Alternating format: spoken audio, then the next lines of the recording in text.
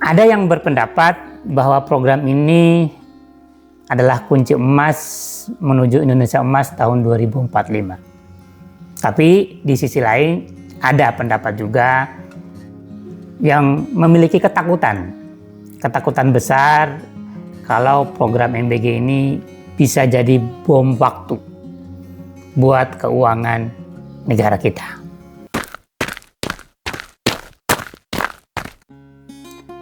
Assalamualaikum warahmatullahi wabarakatuh. Salam sahabat DUYA. Selamat datang di ruang inspirasi DUYA. Sahabat DUYA, hari ini kita akan ngobrol tentang satu topik yang paling seksi, paling sering lewat di beranda medsos kita, dan jujur paling sensitif untuk dibahas belakangan ini. Topik apakah itu? Apalagi kalau bukan program makan bergizi gratis atau yang disebut dengan MBG, program andalan Presiden Prabowo Subianto. Sahabat DUYA, semakin hari program MBG ini bukannya semakin adem, tapi justru semakin panen kritik. Debat di media sosial, sampai sorotan dari para ekonom, pengamat kebijakan publik, dan sebagainya. Ada yang berpendapat bahwa program ini adalah kunci emas menuju Indonesia Emas tahun 2045. Tapi di sisi lain ada pendapat juga yang memiliki ketakutan besar kalau program MBG ini bisa jadi bom waktu buat keuangan negara kita. Sahabat DUYA, di Solo Podcast kali ini saya mau kunci posisi dulu di awal. Posisi kita di sini adalah objective observer atau pengamat yang objektif. Kita nggak mau dukung buta, dan juga kita nggak mau nyela secara buta. Kita coba lihat, kita coba bedah program ini pakai logika, pakai data, pakai angka dan fakta yang valid. Kenapa sih program yang niat dasarnya ini sangat mulia justru semakin hari semakin menuai kontroversi? Dan itu menjadi tanda tanya besar. Ayo sahabat DUYA, kita bahas sambil santai tapi mendalam. Jangan lupa siapin kopi sahabat DUYA. Kita ngobrol, kita bedah satu per satu. Sahabat DUYA, kita harus adil sejak dalam pikiran. Kita harus akui bahwa niat memberikan makanan bergizi gratis untuk anak-anak sekolah dan ibu hamil itu 100% sangat mulia. Secara moral dan kemanusiaan itu salah satu dari sekian banyak langkah konkret untuk memangkas angka stunting di Indonesia, yang menurut Survei Kesehatan Indonesia (SKI) yang terakhir itu masih bertengger di angka 21,5%. Sementara pemerintah Prabowo Subianto targetnya adalah menekan sampai 14%. Selisihnya masih cukup jauh, sekitar 7-8% lagi untuk mencapai angka yang ditargetkan oleh pemerintah. Sahabat DUYA, secara jangka panjang, program MBG ini adalah bentuk investasi leher ke atas untuk generasi masa depan kita agar bisa bersaing di kancah global. Kita sepakat dan kita dukung niat baik itu. Tapi mari kita buka mata pada realitas yang ada.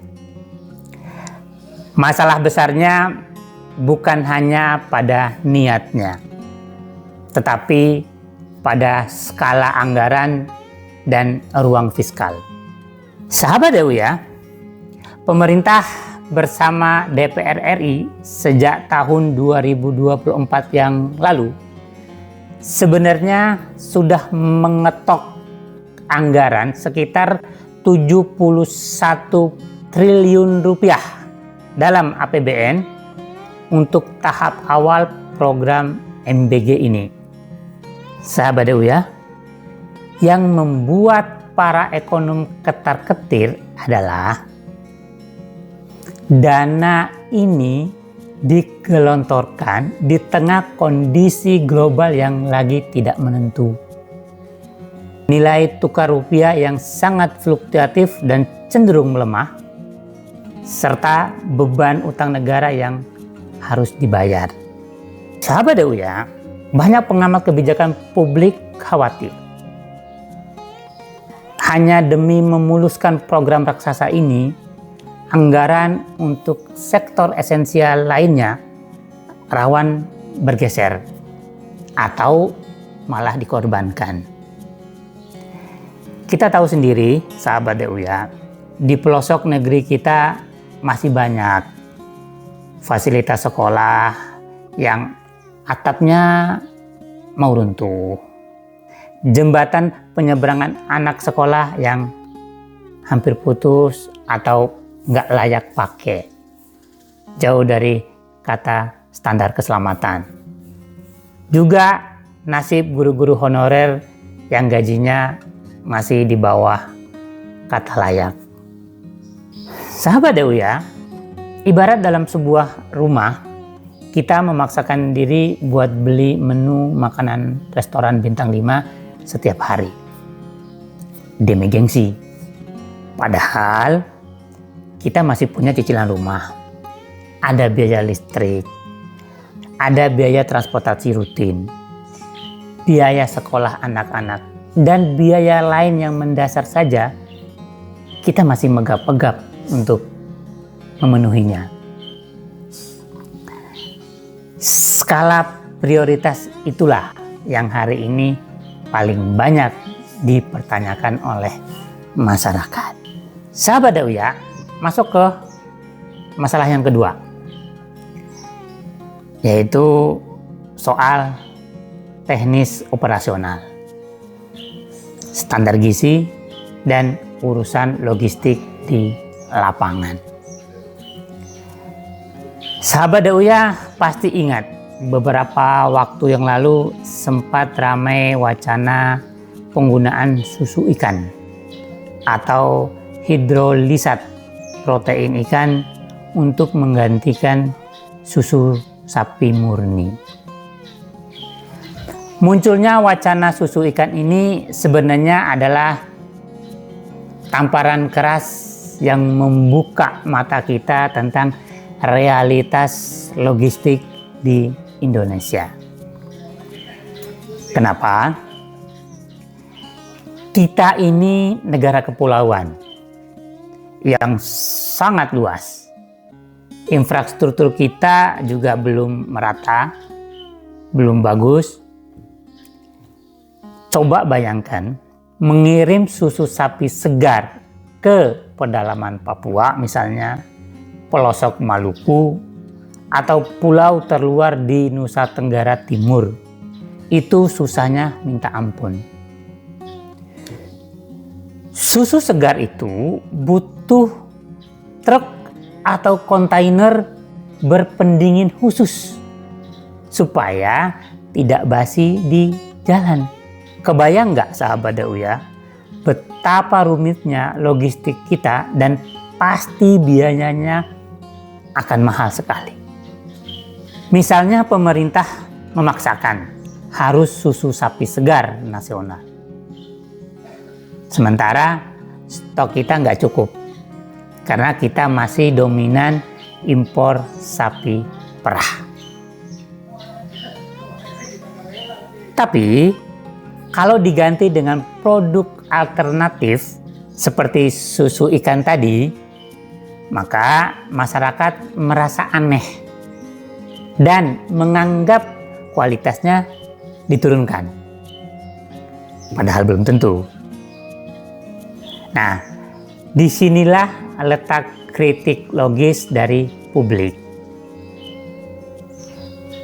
Masyarakat itu sebenarnya bukan protes sama menu makanannya, tapi publik hanya meragukan kesiapan infrastruktur pendukungnya.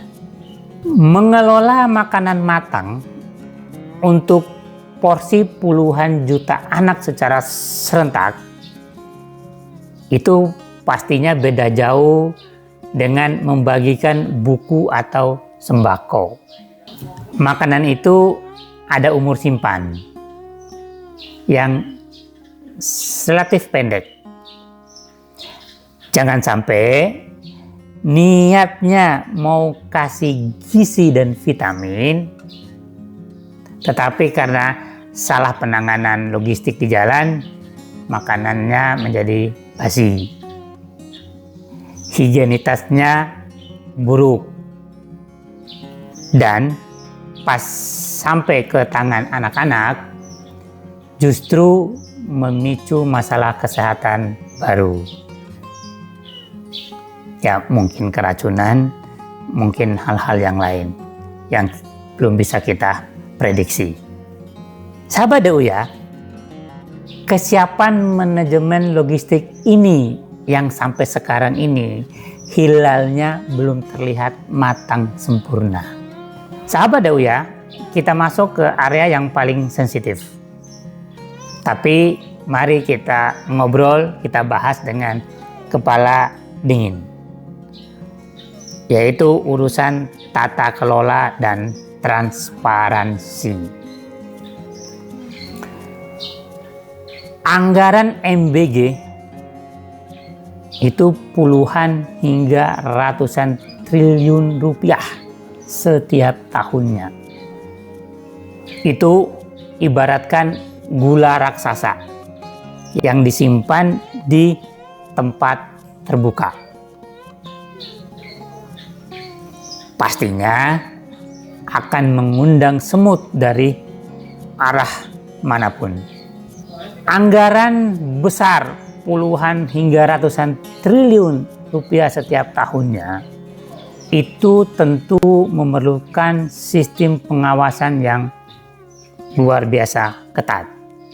Sahabat DUYA, seiring berjalan waktu, masyarakat di berbagai daerah sebenarnya mulai menaruh perhatian besar dan muncul sebuah pertanyaan diskusi yang menarik. Bagaimana mekanisme pelibatan penyedia kuliner atau bahasa gampangnya catering lokal dalam program ini nantinya?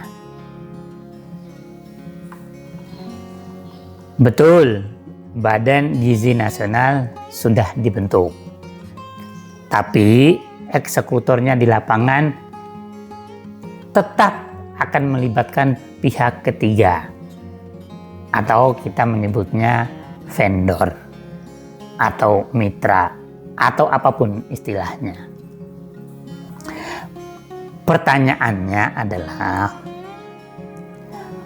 apakah program ini akan memberdayakan UKM lokal, peternak ayam lokal, petani sayur di daerah tersebut secara adilkah? Atau jangan-jangan program sebesar ini nantinya akan kurang optimal di lapangan karena masalah transparansi dan kurangnya pelibatan masyarakat lokal secara inklusif dalam rantai pasokannya. Sahabat DUYA, kita harus paham psikologis masyarakat akhir-akhir ini. publik itu cerewet, kritis. Cerewetnya mereka di media sosial bukan karena mereka jahat atau tidak pengen anak-anak kecil dapat makanan gratis. Bukan itu. Tapi publik kita mungkin trauma. Kita semua tentu berharap agar evaluasi tata kelola program-program besar yang masa lalu, terutama yang berkaitan dengan penyaluran bantuan sosial, bisa menjadi pelajaran berharga. Masyarakat tentu menginginkan adanya sistem pengawasan yang jauh lebih ketat agar niat mulia itu tidak ternodai oleh masalah tata kelola di lapangan. Jadi sangat wajar kalau hari ini publik berharap adanya transparansi total sejak hari pertama program bergulir. Pemerintah harus bisa menjamin setiap rupiah yang keluar dari APBN tersebut benar-benar menjelma menjadi sebutir telur, sepotong daging, dan nasi yang berkualitas di atas piring anak-anak sekolah melalui sistem pengadaan yang bersih, akuntabel, dan bebas dari pemborosan anggaran. Sahabat Dawiyah, program makan bergizi gratis ini punya potensi yang besar untuk menjadi loncatan besar bagi masa depan bangsa. Asalkan setiap catatan dan evaluasi dari masyarakat dapat dijadikan bahan pertimbangan yang konstruktif. Suara-suara sumbang, kekhawatiran para ekonom, dan kecemasan masyarakat di kolom komentar itu jangan dianggap sebagai serangan politik. Anggaplah itu sebagai tanda cinta, bukti kalau rakyat itu peduli, dan sebagai pengingat agar program mulia ini bisa berjalan dengan bersih, transparan, dan benar-benar tepat sasaran. Solusi paling aman dan bijak menurut saya, pemerintah sebaiknya tidak terburu-buru mengejar target kuantitas secara serentak di seluruh Indonesia. Langkah yang jauh lebih terukur adalah dengan memaksimalkan uji coba secara matang bertahap di beberapa wilayah terlebih dahulu. Fokuskan anggaran yang 71 triliun itu ke daerah-daerah 3T. Tertinggal, terdepan, dan terluar. Atau wilayah-wilayah yang angka stuntingnya itu memang paling kritis dan kondisi ekonomi masyarakat ya paling membutuhkan. Kalau sistem di daerah 3T tersebut sudah berjalan sukses, rantai pasok logistiknya matang, sistem pengawasannya terbukti bersih dan tidak manipulatif, nah baru perlahan program ini digeser ke kota-kota besar yang secara ekonomi sudah mandiri. Dengan begitu, keuangan negara kita insya Allah aman, manajemennya terkontrol, dan esensi dari keadilan sosial yang benar-benar nyata dirasakan oleh yang paling membutuhkan. Sahabat Dawiyah, itu adalah analisa dan pandangan dari saya. Sekarang saya ingin dengar suara dari sahabat Dawiyah. Menurut sahabat Dawiyah, bagaimana? apakah program makan bergizi gratis ini atau MBG sebaiknya jalan terus dengan evaluasi total di segala lini, atau menurut sahabat Uya, anggaran ini mending dialihkan dulu untuk memperbaiki fasilitas sekolah dan menaikkan gaji guru-guru honorer yang masih memprihatinkan, atau bagaimana? Nah, boleh silakan tulis pendapat dan argumen sahabat Uya yang logis di kolom komentar di bawah. Mari kita biasakan berdiskusi secara sehat, cerdas, dan tanpa caci maki. Saya Uya, sampai jumpa lagi di video berikutnya. Assalamualaikum warahmatullahi wabarakatuh.